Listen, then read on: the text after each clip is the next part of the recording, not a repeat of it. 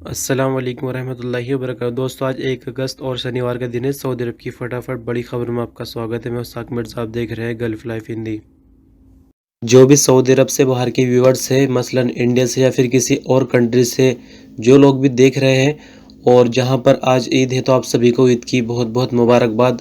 और दूसरी बात आपको ये बता दूं कि जो लोग एम्बेसी से फॉर्म भरे हुए हैं उनका नंबर नहीं आ रहा है काफ़ी कोशिशों के बाद भी, तो मैं ग्राउंड की रिपोर्ट पर एक वीडियो आज बनाने जा रहा हूं जिससे आपको ये पता चलेगा कि नंबर कैसे लाया जाता है ज़बरदस्ती, क्योंकि उसमें कुछ तरीका मैं आपको बताऊंगा जो कि आपके काफ़ी काम आने वाला है। तो इंशाल्लाह दिन में किसी भी टाइम वो वीडियो में दूंगा। तो चलिए खबरें शुरू करते हैं।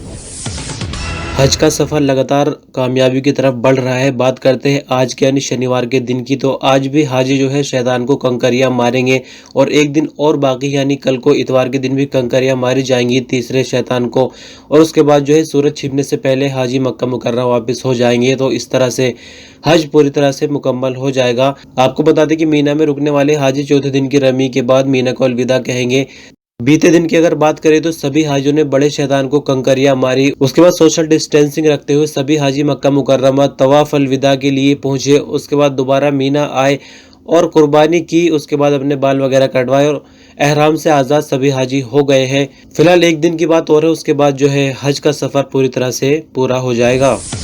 जैसे कि आपको मालूम होगा कि सऊदी गवर्नमेंट की तरफ से 3 महीने की छूट आई है उनके लिए जो सऊदी अरब में रहते हैं और वीज़ा एक्सपायर उनकी हो गई, चाहे वो फाइल एग्जिट वीज़ा हो या फिर एग्जिट री एंट्री वीज़ा हो। इसी तरह से जो सऊदी अरब के बाहर फंसे हुए फ्लाइट बंद होने की वजह से उनको भी 3 महीने की छूट दी गई है अगर उनकी वीज़ा एक्सपायर हो गई है तो। लेकिन प्रॉब्लम देखने में यह आ रही है कि कुछ लोगों की वीज़ा जो है वो 20 अगस्त तक दिखाई दे रही बढ़ी हुई। तो इसके लिए जवाज़ात ने कहा है कि जिनके इकामे में जितनी वैलिडिटी थी उसके हिसाब से बढ़ाई गई है और जिनके इकामे पूरी तरह से एक्सपायर थे उनको 3 महीने का टाइम दिया गया है। फिर से आपको एक बार रिपीट कर दूं कि अगर आपके इकामे में पहले से ही टाइम मौजूद है तो उसके अकॉर्डिंग दिन आपके बढ़ाए गए हैं, उससे आगे नहीं बढ़ाए जा सकते। और रही बात फ्री 3 महीने मिलने की, तो फ्री 3 महीने तब मिलेंगे जब आपका इकामा पूरी तरह से एक्सपायर हो। और इसके बाद भी आपको बता दूं कि घबराने की बिल्कुल भी कोई ज़रूरत नहीं है। जब फ्लाइट का ऑपरेशन शुरू होगा तो फिर कोई नई स्कीम निकलेगी और आपको इंशाल्लाह सऊदी अरब बुलाया जाएगा। दोस्तों, जैसे कि आप जानते हैं कि हज अपने आखिरी मरहले में यानी कामयाबी की तरफ बढ़ रहा है हज, और पूरा होने को तैयार है। लेकिन मिनिस्ट्री ऑफ हज की तरफ से खबर यह है कि इस साल तैयारियां तो पूरी थी लेकिन किसी भी तरह की कोई प्रॉब्लम नहीं आई। हज जो है ये डरते डरते हुआ है, यानी 10,000 लोग सिर्फ हज में गए हैं। हालांकि 25 लाख लोगों का इंतजाम हर साल किया जाता है, लेकिन इसके बावजूद भी काफ़ी तैयारियां यहाँ पर की गई थी। जैसे कि आपको बता दो 456 बेड अस्पतालों में तैयार थे, आईसीयू में 272 बेड तैयार थे, आइसोलेशन में 331 और 200 बेड इमरजेंसी डिपार्टमेंट में हाजियों के लिए स्पेशल कर रखे थे मिनिस्ट्री ऑफ हज ने। तो इस तरह से आप देख सकते हैं काफ़ी तैयारियां थी, लेकिन अल्हम्दुलिल्लाह अच्छी बात यह है कि हज पूरी तरह से कंप्लीट हो ही चुका है, थोड़ा सा बाकी है और किसी भी तरह की कोई परेशानी नहीं आई, कोई भी कोरोना का मरीज अभी तक नहीं मिला। सऊदी हज सिक्योरिटी फोर्स के स्पोकमैन ने कहा कि गैर कानूनी तरीके से यानी इलीगल तरीके से अरफात में घुसने वाले यानी जो लोग हज करना चाहते थे इलीगल तरीके से, अब तक उनकी संख्या 2000 से ज़्यादा हो चुकी है। आप देख सकते हैं कि कितना हौसला ऐसे लोगों के पास होता है। सिर्फ 10,000 लोग हज कर रहे हैं, उसमें भी चांस है कि आप घुसपैठ करके हज कर लोगे। लेकिन यहाँ एक नई बात ये निकल कर आई है, सबसे पहले तो ये पता चल रहा था कि इन पर 10-10 हज़ार रियाल के जुर्माने लगेंगे, लेकिन अब ये बताया गया है कि अगर अजनबी है तो उसको सऊदी अरब से बाहर भेजा जाएगा और वो किसी भी वीज़ा पर दोबारा नहीं आएगा। इस तरह से उसको ब्लैकलिस्ट सऊदी अरब के अंदर किया जाएगा। और सऊदी अरब लगातार कोरोना से जंग जीतने में अपने कदम आगे बढ़ा रहा है। आपको बता दें कि 37,381 कुल एक्टिव केस सऊदी अरब के अंदर अभी बचे हैं। 2033 लोगों की हालत नाजुक है।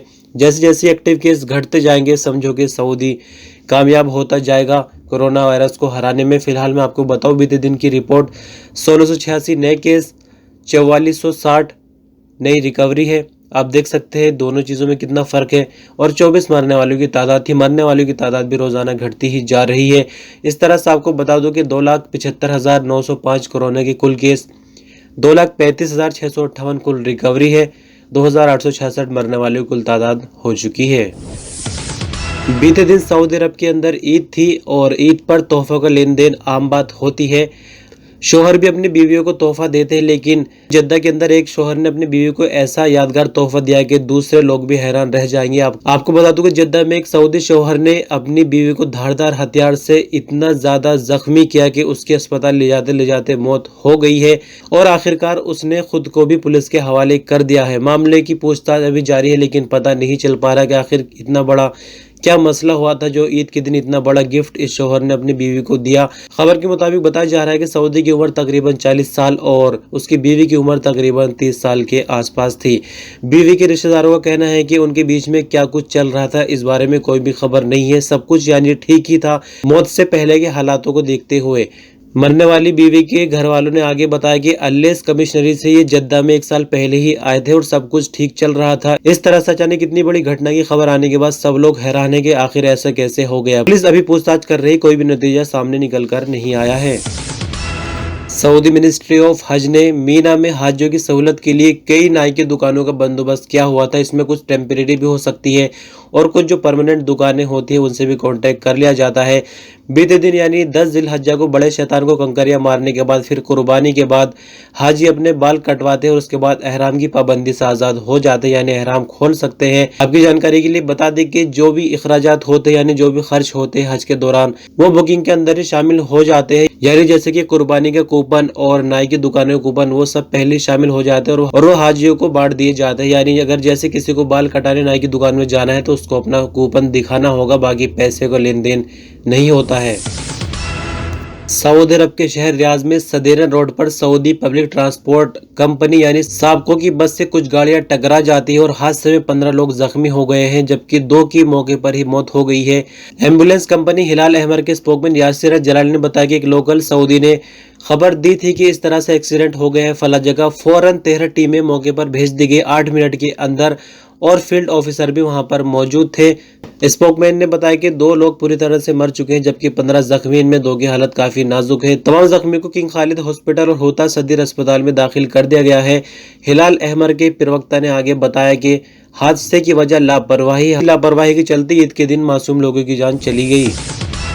तबूक में एक पाकिस्तानी को स्टाइल झाड़ना काफी महंगा पड़ गया, साथ ही अपने कफील को भी ले डूबे हैं। खबर के मुताबिक आपको बता दें कि तबूक पुलिस के स्पोकमैन खालिद अल गवान ने बताया कि सोशल मीडिया पर नोटों की गड्डी की वीडियो शेयर करने वाले एक पाकिस्तानी की जो है पहचान कर ली गई है। यानी पूरी खबर आपको बता दें कि एक पाकिस्तानी ने गाड़ी के अंदर अपनी बैठकर वीडियो बनाकर सोशल मीडिया पर डाल दी है, जिसमें वो नोटों की बड़ी बड़ी गड्डियां गिन रहा था।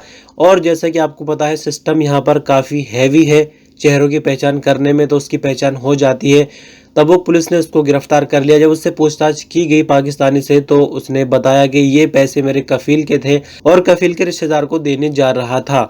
तो ऐसा सुनने के बाद पुलिस ने उसके कफील को भी गिरफ्तार कर लिया और दोनों को पब्लिक प्रोसिक्यूशन यानी क्राइम ब्रांच के हवाले कर दिया है, जहां पर इन लोगों को अब पूरा हिसाब बताना होगा कि ये पैसे कहां से आए थे, कैसे क्या था, यानी पूरी डिटेल देनी होगी। अगर इस चीज से लीगली बच भी जाते हैं, ये हिसाब बता देते तो फिर भी कोई और छोटा मोटा केस बन सकता है कि इस तरह से आप नुमाइश क्यों कर रहे थे सोशल मीडिया पर। तो आप देख सकते हैं सऊदी अरब का कानून है, यहाँ पर स्टाइल झाड़ना काफी महंगा पड़ गया है इन लोगों को। Saudi food and drug authority ने कुर्बानी के हवाले से खबर दी है कि जो भी लोग कुर्बानियाँ गोश्त स्टोर करना चाहते हैं फ्रिज में, तो उनको चाहिए कि अच्छी तरह से पैक करके और गोश्त को निचले हिस्से में रखें फ्रिज के।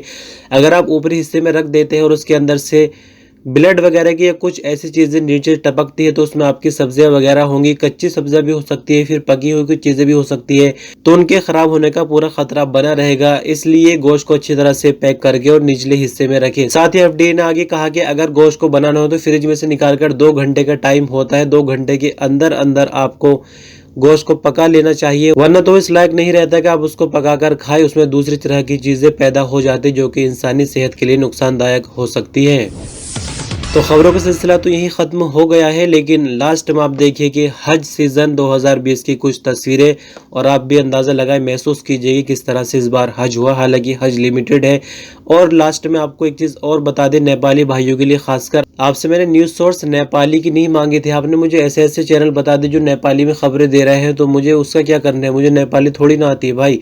मैं आपसे सिर्फ ये चाह रहा है जैसे फ्लाइट वगैरह की कोई खबर होती है वो कहाँ से मिले, तो वो मिलती है एम्बेसी के पेज से। तो एम्बेसी का पेज आपका हमें नहीं मिला फेसबुक पर या फिर ट्विटर पर, अगर आप अपनी एम्बेसी का पेज हमसे शेयर कर दे तो ज़्यादा बेहतर होगा, या फिर फॉरेन मिनिस्ट्री से, मतलब इस तरह से अगर लिंक शेयर कर दे तो अच्छा होगा। बाकी मैं नेपाली न्यूज़ को कैसे समझूंगा, उससे मुझे क्या करना है, मुझे नेपाल का पूरा शो थोड़ी बनाना है, कोई बड़ी वीडियो थोड़ी ना बनानी है। मैं तो कोई एक आध खबर ज़रूरी होगी तो वो इसके अंदर शामिल करूंगा, इतना आप लोगों से कहा था। तो चलिए शुक्रिया जो भी आपने बोला है। तो बने रहिए gulf life Hindi YouTube channel पर। आप वीडियो पर अंत तक मिले, इसके लिए शुक्रिया। अल्लाह हाफिज़।